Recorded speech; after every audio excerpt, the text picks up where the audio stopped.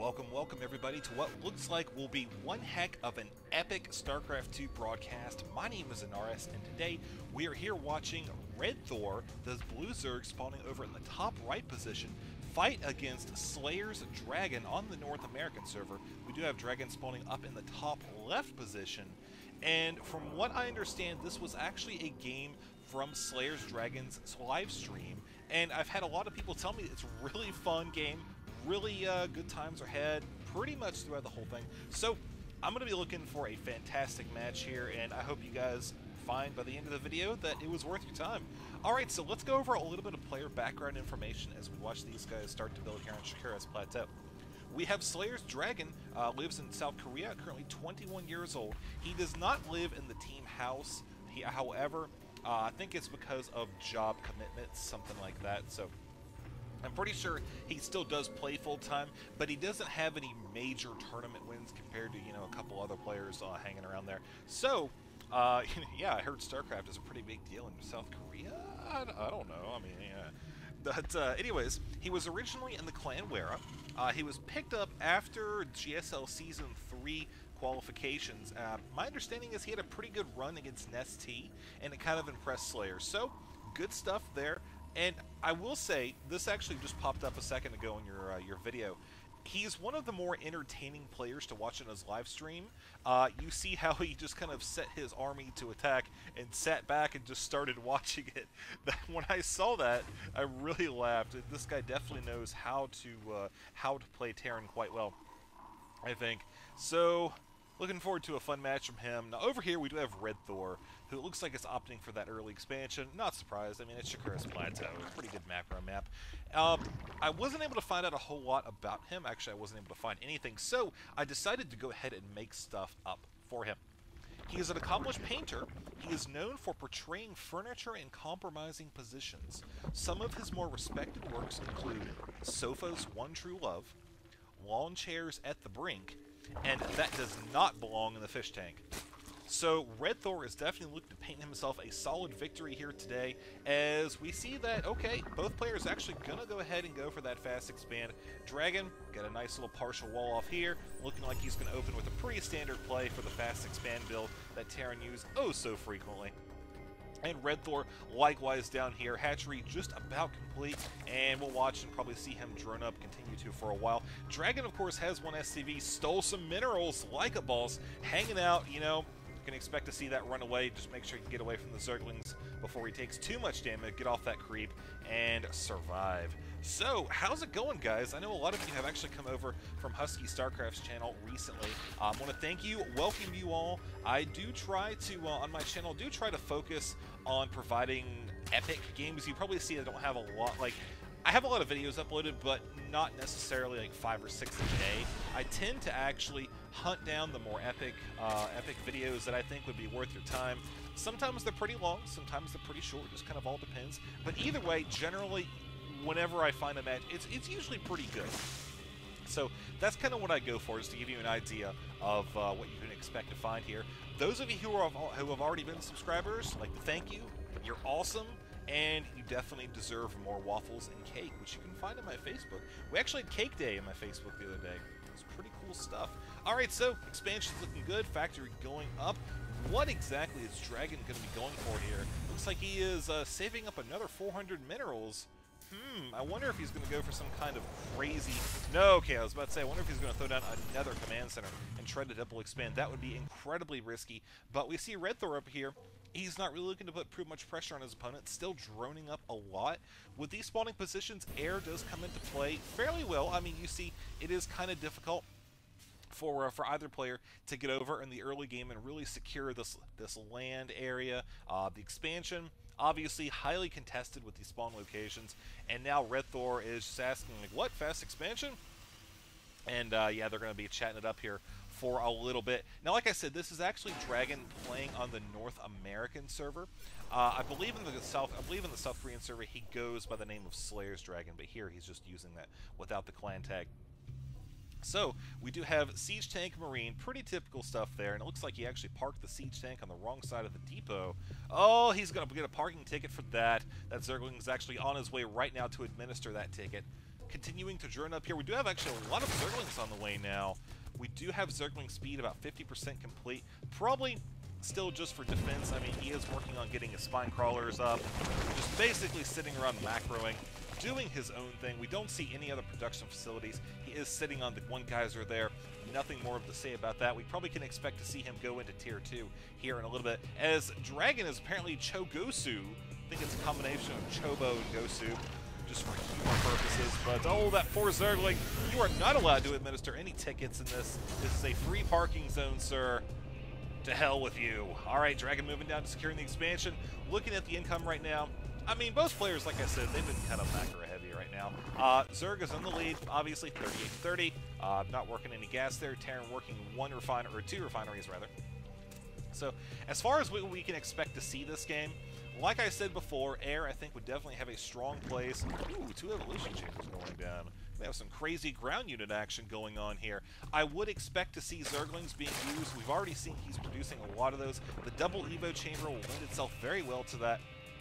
And also, it's a fairly decent sized map, so Zergling speed, mobility will definitely be key. Likewise, oh, there's a gnat on my monitor. Go away. That's what happens when you're casting in a partially dark room. You're like, oh my god, light! Nom, nom, nom, nom, nom. And they literally try to eat my monitor. There was bite marks all over it. But, no, but seriously, the Terran player will probably realize that, maybe a couple Hellions, depending on kind of how many Zerglings he have in response there. I do like the placement of this one Zergling just barely outside of activating range for the tower, and yet it's a little difficult to see. So there's the SCV promptly getting swarmed by Red Thor, who's doing a pretty decent job so far spreading the creep, although I'm sure we can expect to see that extended much further as the game progresses. Speaking of progression, we now have Dragon going down. This is kind of an interesting setup, actually. I do like it a lot. 3 depots with the siege tanks up here at the top, and this is exactly what it's meant to do. It's meant to provide a buffer zone for the Zerglings that he just scouted over here at the natural expansion. He saw a good chunk of them, actually. I think Red Thor just kind of sitting down the whole shebang to meet that one SCV, and now we see he is actually still continuing to drone up pretty darn hard. Melee 1, Armor 1 on the way, Infestation Pit also. Infestors will be extremely strong.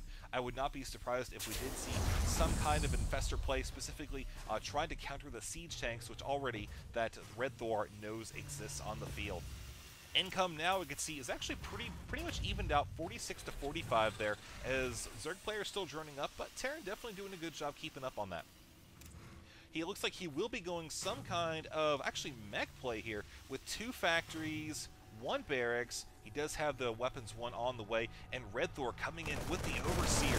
He is going to spot that at that early armory there. He's going to know, okay, you know, we saw the, I think he saw both factories. Did he? Let's take a look. Okay, yes, he did. He saw both factories. He saw the armory. So, yes, Thor is here. Nice response to that. Anyways, he knows mech is going to be coming down the line. Good stuff. All right, so nice response. Muta is here. Me upgrade 1-1. Oh, I love reading this guy's chat sometimes. So, like I said, this was from Dragon's stream. If you want to check that out, you can actually just find it on Team Liquid. I think that Slayer's Dragon has a fan club, which was, ironically enough, where I got that animated GIF from. So, he, like I said, very entertaining player to watch, and now Banelings are on the way. Maybe we'll get to see some Baneling mines. I don't know if you guys saw that Sunday Night Fights livecast that I did with Matron Starcraft about a week or so ago. We had Spinichua, DDE, In Control, and I think Slush couldn't make it. So I don't want to give any spoilers, but I will say that throughout the tournament, the games that Spinichua played in, we saw some Baneling mines. There was some squeeing. I definitely squeed. It wasn't quite the 10-year-old girl squee that I was going for, but it was still pretty impressive, I think, considering my voice is generally somewhat deeper than one would typically associate with a squeer. But anyways, on to more important things here. Zerg and Terran are both just still continuing to macro up. Not a lot of actual engagements here. We have Red Thor. We'll actually just take a look at his vision right now. Creep definitely getting out there. He's got a lot of active tumors. We've got, what, 1, 2, 3, 4, we have 6 tumors out midfield with, I think, 1 or 2 more. Yeah, 1 actually was spreading it back here as well. We have a 3rd base for him, so that's looking quite nice. Around the same time as the Terran player's 3rd base, we see dumping 4 mules. Of course, the income going to shoot up for him despite being down on the harvesters by about 6 or so. I do like the depot placement down here as well. This will lend itself to, you know, if he needs to shift his defenses rather abruptly, the infrastructure will already be there. And he's also thrown a midfield as well. So the Thors here are kind of a risky business. I say that mainly because of the Zerglings and the Infestors.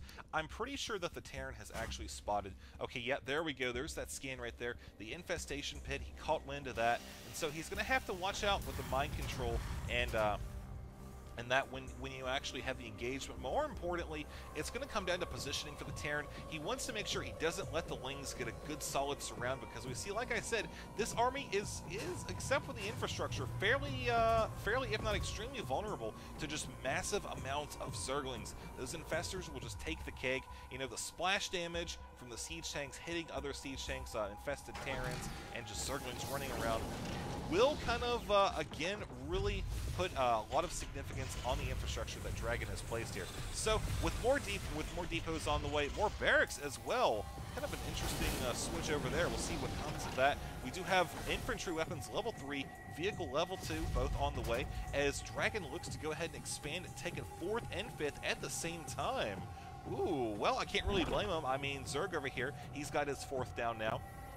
This expansion, this is, yes, this is the version of the map. I think this is, yeah, standard ladder, where the rocks are down there. So, nice little choke point that he can defend without too much difficulty. The main thing is this wide open area right here, and that's why you're seeing kind of expanding out and staggering his troops down there midfield. Meanwhile, Red Thor, you can see, okay, he's got a bunch of Zerglings, a few Infestors, letting the energy kind of build up on those right now, while he continues actually going into Hive Tech. If not for upgrades, then we'll see what else he actually has planned here. Just kind of looking around at his base, we'll see, okay, so that's where most of his tech structures are. Although, it's kind of funny, a lot of Zerg, I'll see them actually place the tech structures down here, and we have a Spire just went down a second or two ago, because it's a little bit less likely to actually come under attack. They're kind of sandwiched in between these two expansions, a little bit closer to the edge of the map, but all in all, still, it's okay. Going ahead with Weapons 3, Armor 3 for the melee. Again, Zerg player doing really good on the upgrades. So is Terran. And now we've got 2 sensor towers, 3 sensor towers here completed, which means that Dragon, I mean, left to his own devices, has essentially secured this half of the map. Of course, Red Thor blocking off this expansion up here, not that big of a deal. I mean, we already have the expansion down here with the board SCV. Little known fact, this SCV is actually a direct descendant of Bob the Builder, and these are his 2 slightly less intelligent cousins. SCV transferred there, so we're still waiting for these guys to actually get in here and do some serious action, but oh, here we go! Big fight so far in the game. Those 2 Marines trying to get rid of that creep tumor, get it down to 6 health. You watch the income still kind of fluctuate, floating around 2,000 per minute. APM 190 to 69. Oh, Marines coming in for the revenge there. 190 to 69, and as far as income goes, you can still see that. And units all so far, we're about 18, almost the 20-minute mark now, and not a lot has actually taken place. But here is a very aggressive move. Dragon moving all of his siege tanks up onto the creep. Oh man, if this is not a challenge to the Zerg player, I do not know what is. This is actually a very wide open spot for him. Zerg has multiple points of entry to this location, and Red Thor, likewise, he actually has a lot of vision right now. He pretty much sees 2/3 the map, kind of poking in to the sides. He knows that expansion's there. He knows these forces are midfield, and now actually Dragon being very smart, just leaving one small kill team, wants to take out as many creep tumors as possible here. Easy fungal growth target. Yep, sure enough, there we go. Actually, kind of interesting that he double fungal there, even with the stem. But, yes, here we go with the Banelings. Could actually have him going again here. I think we have a small drop. Yeah, not too much of a huge engagement, though. Just a couple Marines. But, there's already spine crawlers here. I kind of saw those spine crawlers going down. I'm like, okay, yeah, that's not going to be too much of a big deal. But still, I mean, we do have the Terran player using that as a distraction, hoping to move up, possibly, here. As we look in the base, kind of get an idea. We do have a Ghost Academy. He's researching Cloak. He's already got the Mobius reactor as well. So, he will be able to pop in without too much difficulty. Look for some EMPs, possibly some sniping of the Infestors, if he can get some good shots. But, Infestor coming in, looking to throw down some... Oh, very nice! Oh, needs no explanation, nailing 3 of those siege tanks right there. Weapons 3 coming into full effect. Very nicely played. by Red Thor. Moving up once again, more siege tanks trying to close the gap there. A few Zerglings running in, pretty much just to see, okay, how many siege tanks are there now? What kind of defenses? Any Marines hanging around?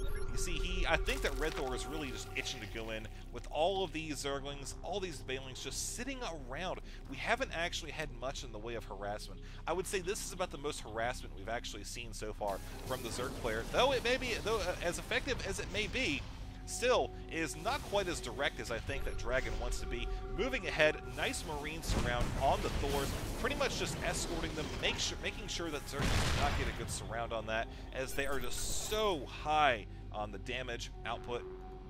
Marines just so very cost effective. Now, Zerglings, Banelings just still sitting here. I'm a little surprised at the reaction as we do have an attempted drop here by Dragon. We see he does have nice positioning there. Zerglings able to defend the area fairly well. Nice pickup by Dragon, and it looks like he's actually... Oh, that sneaky little booger there. And, yeah, so, again, still just kind of sitting around. These guys are poised in such an aggressive tack position. I'm really surprised that we had not seen these guys just explode at one another yet. Look at the money. Look at the freaking money right now. 8,500 resources to 5,600, and the gas, I mean, that's about even as well. Both players have been maxed out for quite some time, and you see Terran kind of researching some of those upgrades that you don't necessarily get unless you're sitting there floating on, oh, I don't know, 5,000, 6,000, 9,000. Will we go over 9,000? That's going to be the question of the hour here. I do like Dragon's positioning, really kind of limiting the Zerg's ability to use this as a secondary point of entry with the Zerglings. Most of it's going to have to come through here now, through the Marines, and here we go. Dragon actually looking to extend it a tiny bit and start putting some pressure here on this expansion, maybe trying to force an engagement. Broodlords are now here on the way, though, as the Ghosts have a great position, sniping off one of them before they're really able to do any serious damage. One or two Marines goes down. That's about it. More sniping, second party. Broodlord goes down. All four now. That is just a bunch of money down the drain. More are being morphed in here, but the Ghosts are going to actually get some crucial information. EMP the entire batch of Infestors. Didn't fully nail down the energy, but still, there's a little bit of a delayed reaction. But finally, Red Thor is able to take that out and secure his spot once again on this half of the map. Here comes another drop here with the Ghosts. Oh no, it's fungled. He's going to try to unload these. Maybe close. More EMPs, nailing all but one of the Infestors. So he's going to have a couple fungals here from that one, maybe one or two back here. That he's very smart keeping that away from the rest of his army. Intentional or not, going to work out quite well for him. And now Zerg is approaching 10,000 minerals. Here we go, folks. Zerglings coming in, trying to get the good surround. Marines hanging way back here, not actually firing until the Zerglings have already almost annihilated the siege tanks. But you see, the Terran is definitely going to come out ahead in this fight. All that's left here are a bunch of Marines, a few siege tanks, and he will be in a good position to push really aggressively up to get these Broodlords. He's going to have to stay moving, though, lest he be surrounded by the reinforcements that are showing up. 64 Zerglings coming over as Dragon lets forth the grand and mighty LOL. Zerglings just running to their death. That just wasn't... Oh, they're not even waiting to meet up. They're just rallying down there. Oh, the lack of humanity. Because Zerglings coming in from all different directions now. This feels like the later stages of one of those defense maps where you've just got stuff coming from all different sides, but single file and one at a time. Let's look at the Units Lost tab. I know you guys are itching to check that out. Look at that, 11.2 to 15.2. So many Units Lost for Zerg player. Oh, pretty much just for aesthetic value, but still, it's kind of interesting to read that. That's what happens when you throw 80 million Zerglings at your opponent there. We see that Terran is actually pushing down there and up there as well, trying to take out this expansion. We see pretty much just an Ultralisk Cavern coming for the Zerg player, which is kind of interesting. He's sitting on that, but you see he's lost so many Overlords here, and he's out of money right there, so he's probably trying to be a little cautious. I mean, I guess I would be too with this one. If you're losing, you're pretty much with your primary source of income down here, you know. Also a base, not that many drones over you'd expect to see. These drones leading directly into the ramp. That just tells the Terran player, oh hey, I've got a base up there. I think I'm going to go kill it. Or you do, rather. Income now, looking pretty good for the Terran, man. You know, he still doesn't have this expansion. Not really concerned about it. Don't think he's even tried to build it. Just now threw down the command center. Moving to take out this expansion as well. And down here, what in the world is going on? look at how many Ghost Academies he's building. This will be, what, 15? 15 Ghost Academies are currently in production for Dragon, who has spent down the large majority of his money. You look at the army size right now, 184 to 90. He is just sitting in a great spot. Throws down the dance, the Manor Dance with the Marines up there at the top. Oh, what an entertaining, colorful player we have here today. Dragon now amassing all of his forces here for what could be a final assault. He does have, I mean, he way outnumbers his opponent here. There are 12 Ultralisks on the way, though, which kind of an interesting choice. Whoa, nuclear launch detected. Where is it? I don't actually know where it is. Right, what? He's nuking his... No move, Marines! Oh! Well, this has certainly shifted the game in an entirely different direction. Although, from what I've seen so far, probably not unexpected. I think this is probably just the easiest way you can clear up food supply, as he has 15 nukes on the way, and I think that Dragon is, I don't want to call it, but I think a Dragon is just experiencing a high level of confidence. I mean, there's really no other reason for that. Entertaining, though. I will give it that 10 out of 10 for entertainment purposes here. As he moves up the C6, plenty of sniping going on. I think he sees the Ultras and he's like, wait a second. Huh. Alright, well, I guess I'll have to. Fine. And throws down, whoa, one nuke. How many nukes has he friggin' landed here? Okay, there's 2, 3. Oh my god, look at this. So many nukes landing here, and there's nothing that Red Thor can do about it. First one, second one, third one has landed down at the natural. Didn't take out the hatchery. This poor ghost is going to be killed now. Oh my god. So many nukes. We do have several more being launched here as well. There's one there in midfield, 2 midfield. Zerg, however, is aware of it. Red Thor moving his forces over to the north. Watch it just watch these land. Oh, poor ghosts. Like how that one's sitting at 25 hit points. Poor ghost taking out the hive. That's pretty much all that's going to be all she wrote for that base, folks. So let's look at the unit cells now. I'm just kind of flustered by the last 30 seconds or so. I wasn't expecting 15 nuclear silos. We have what's turned out to be pretty close resources lost for both players. But, whew, man. Alright, Terran moving out. Nukes once again. What is he nuking? Okay, there he goes. He's just nuking in anticipation of the army moving out. There the Ultras. Red Thor is panicking. He doesn't know where his safe spot is. This is his only army. This is his only hope for survival. Another nuke has landed, killed the ghost there. This is just hurting. The Dragon is literally hurting Red Thor around the map with nukes. We have another one landing here at the Greater Spire. Gonna take that out. Another 1 or 2 landing right here. The Ultra's actually moving dangerously close to it. Suicidal Ghost just all over the map. Red Thor, by this point, he is probably just paranoid as all reason would allow. There goes, wow, nice cloak there at the last second. We have more ghosts, or more nukes landing as well. Where are these things even at? They're just all over the place here. Nuking his own ghosts. Oh, well, I guess a Creed Tumor would be a valid target for a nuclear missile. But hey, that is not for me to decide here. Nice positioning on those Marines. Finally, those depots coming into effect as a very, very strong Zerg army is coming out to play.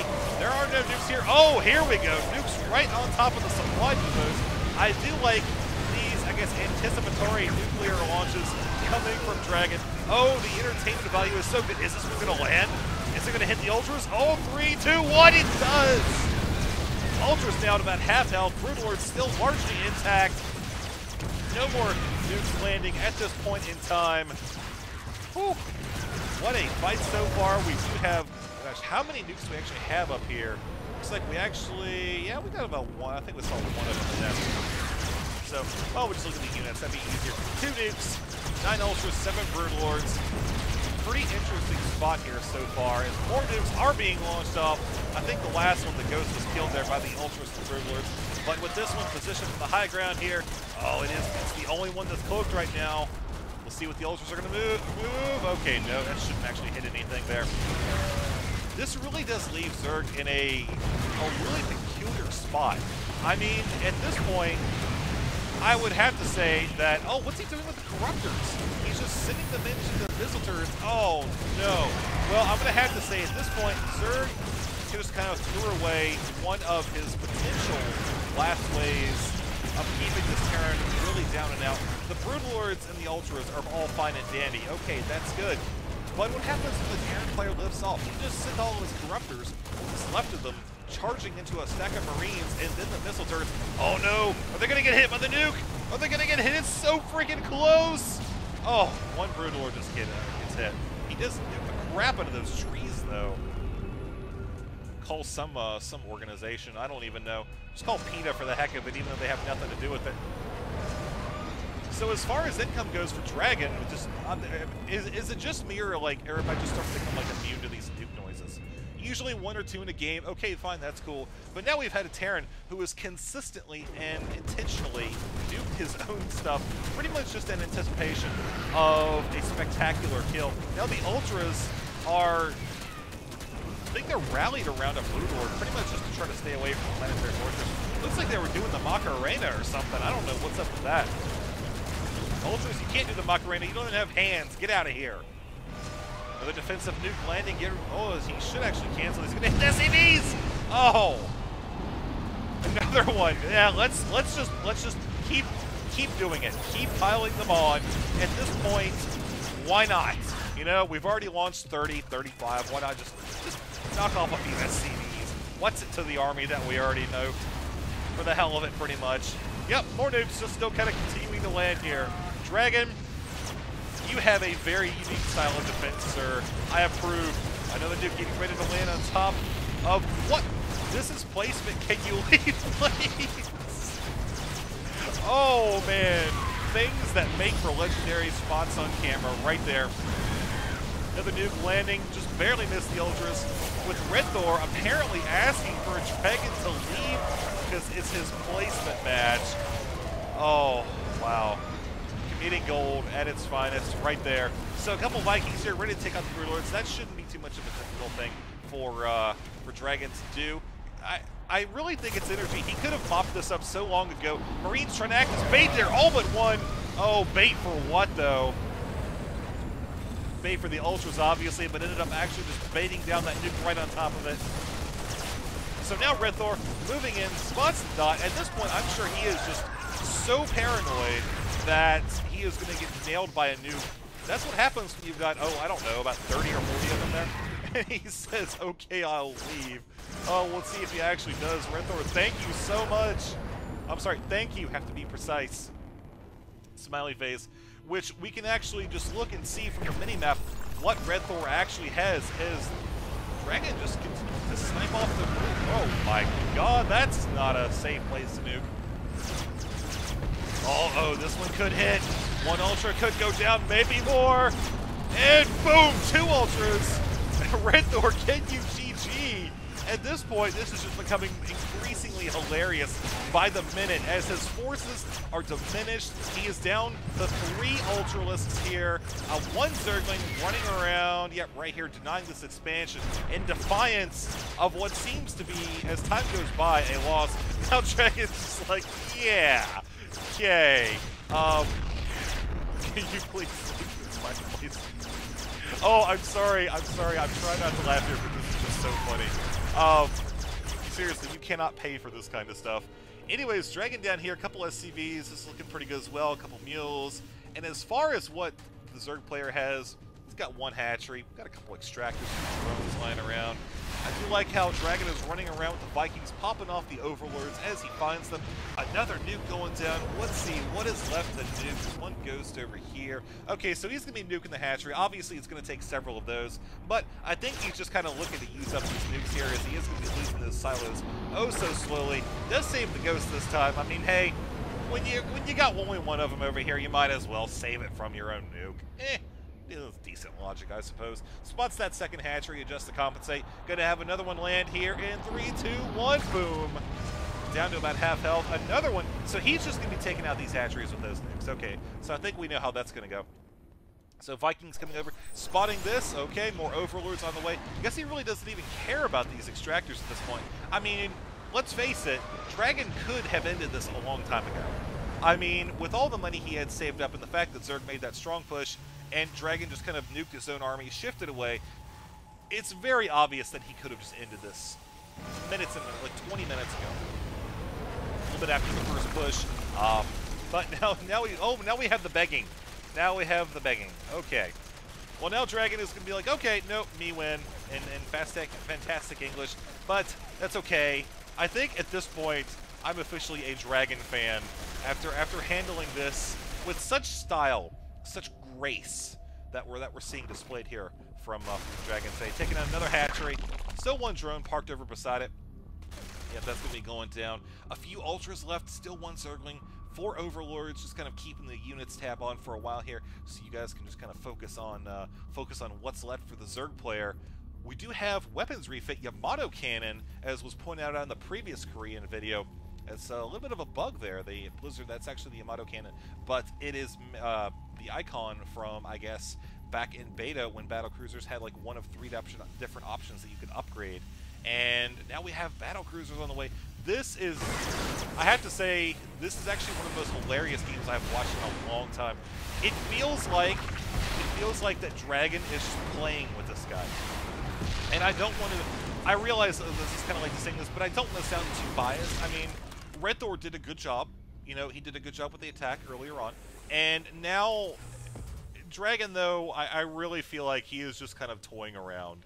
You know, he's got his hands up in the air like, yep, whatever, cool, I'll build 15, 16 nuclear silos and just kind of have fun. And oh, you want a free win? Okay, well that's going to cost you about 3 Ultras and an embarrassment from Yamato cannons. First battlecruiser here arrives on the field. Here at the hatchery, going to be taking that out. Ultras are now hiding out on the creek. Please, please, dude, come on, I need this. It's my placement match. Oh, hey, he even said that. It's my placement match. I can't lose. So as overly dramatic as possible here. Kind of convey the emotion that I believe is present here in the game. Dragon's just like, yeah, sorry, nope. And wow, he's literally going to be begging for this now. I think the please is the point of no return for the beggary that we're going to be seeing. You're Korean, okay, and you're Korean, so you should give me a free GG. All right, well, whatever. So Dragon going to be coming up here with, again, the Viking, just kind of keeping an eye on him. And now, still, I'm sorry, this is really funny, 1 battlecruiser. Yamato, oh, yes, he hits it. So very close. He hits the one with the higher hit points that he could have one-shot the earlier, or the lower one. That's okay. That's okay. So this is the last hatchery that we spot on the minimap now. There is still 1 drone, and he has enough for 1 more hatchery. I mean, I guess technically speaking, he could make an exciting comeback. We'll just let that silence sit there for a second. But yeah, Red Thor still sitting in the game despite the fact that he only has 2 Ultralisks. Has he actually spotted the base down here? No, he hasn't been there. He hasn't been here. I guess he just kind of figures that Terran doesn't have anything. This is all that's left. But then these battlecruisers come out of nowhere, and he's got to know that some crazy shenanigans are going on here. With Dragon, nice wall off down there at the I guess his new main base, nuking his own SCVs. Oh, this just gets better and better. Oh, I think Bob the Builder's descendant in there. No, Edward, leave. 3. No, all your friends. Oh no. Oh, I am sad. I'm so sad right now. But yet, let's go back over to the happy times with the battlecruisers. 3 of them now. The Ultras, I think, have actually just died. Nope, they're over here. Nuking SCVs was way more important than watching that command center fall with a bunch of SCVs being helpless and slaughtered. Oh, but they're defiant SCVs charging in to the last men. To the last. Wow, he really is the last one right there.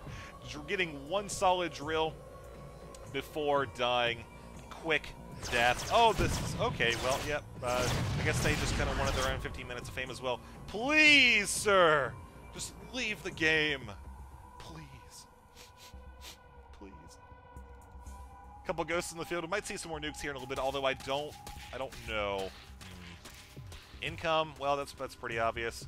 APM has surprisingly fallen off. I can't possibly imagine why that would be. It's approaching the 50-minute mark here on Shakira's Plateau. One shot, one kill from the sniper. As we see Zerg, he's got one extractor, a couple of creep tumors, that's about it.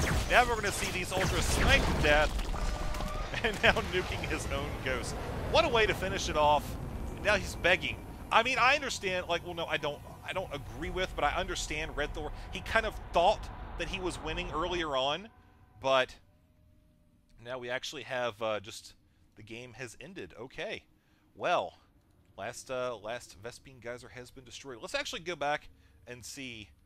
Let's rewind for a second here, because I was told the ending was really cool. Okay, so now we are here with the ending. It's like the battle cruiser killing that. Anyways, yeah, guys, thank you again for watching this.